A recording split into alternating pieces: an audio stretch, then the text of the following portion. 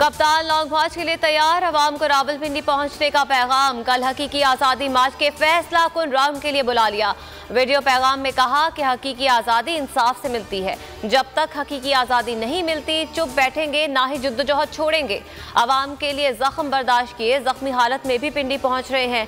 अवाम अपने हुकूक के लिए फौरी पहुंचे।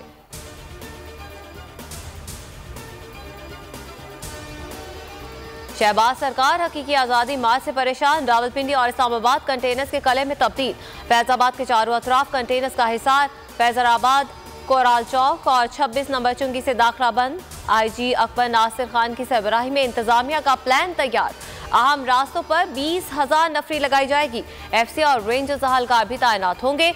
इस्लामाबाद में दोबारा दफा 144 नाफिज।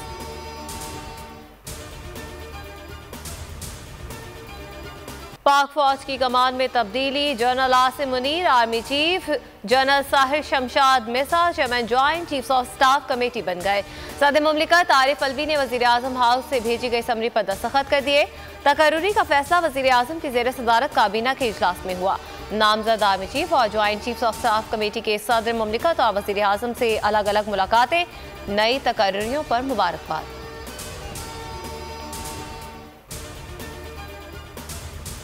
PTI का पाक फौज के नए सरबराह और chairman joint chiefs of staff committee की तकर्रुरी का खैर मकदम। फवाद चौधरी का कहना था, तवक्को है फौज की नई क़यादत मुल्क में आईनी हुकूक की बहाली और जमहूरियत के इस्तेहकाम के लिए अपना किरदार अदा करेगी। मुल्क की सलामती और इदारों के इस्तेहकाम के लिए हर कदम उठाने को तैयार है। आर्मी चीफ की तैनाती से कबल सदर आरिफ अलवी की इमरान खान से 45 मिनट तक मुलाकात। फवाद चौधरी का कहना था, तैनाती से मुतालिक आईनी और कानूनी उमूर जेर बहस आए, मुशावरत हुई, तमाम मामला आईन और कानून के मुताबिक हल हुए। चेयरमैन PTI की जमान पार्क में पार्टी कायदीन और कानूनी माहिरीन से वीडियो लिंक के जरिए मुशावरत।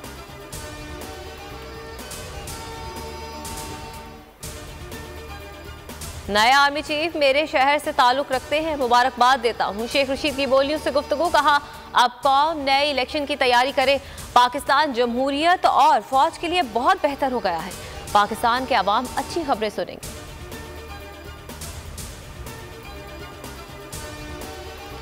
और सहाफ़ी अरशद शरीफ कत्ल केस की तहकीकात, वज़ीर आज़म की तश्कील करदा 2 रुकनी तहकीकाती कमेटी के 2 अलग अलग खतूत। वफाकी सेक्रेटरी खारजा और UAE पाकिस्तानी कौंसल जनरल को खतूत अरसाल। 10 निकात पर दुबई हुकाम से ताउन मांगा जाए। क्या अरशद शरीफ का दुबई वीज़ा मनसूख हुआ? अगर हुआ तो क्यों हुआ? UAE हुकाम की अरशद से मुलाकात और मुल्क छोड़ने के अहकामात का डेटा फराहम करने की हिदायत। कमेटी ने पाकिस्तान में दर्ज 9 FIRs के मुद्दई तलब कर लिए।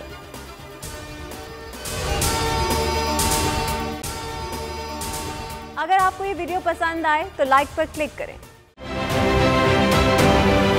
आप ये समझें, ये जो हक है ना, हक पे खड़े रहना और हक को बोलना, ये दूर से लगता है तन्हा हो गए लोग। आप खान साहब को देखें, तन्हा दिखाई देने, सारी जमातें मिलकर उनके खिलाफ हैं, लेकिन आज भी पाकिस्तान की आवाम उस हक की आवाज़ के पीछे जो है 80% से ज़्यादा आवाम उनके साथ है। सेम एग्जैक्टली इसी तरीके से बोल की कहानी है भाई। बिल्कुल अलग आपको तन्हा दिखाई देगा, हर जगह आपको खड़ा हुआ नजर आएगा, हटेगा नहीं किसी चीज़ से, हक की इस पूरी चीज़ से।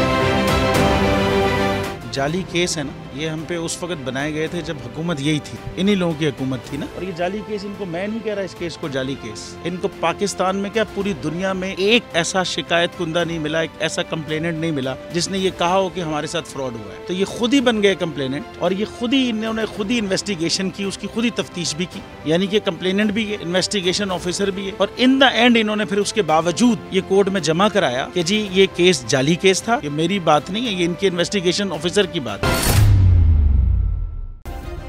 सब्सक्राइब करें और बेल दबाएं ताकि कोई खबर रह न जाए।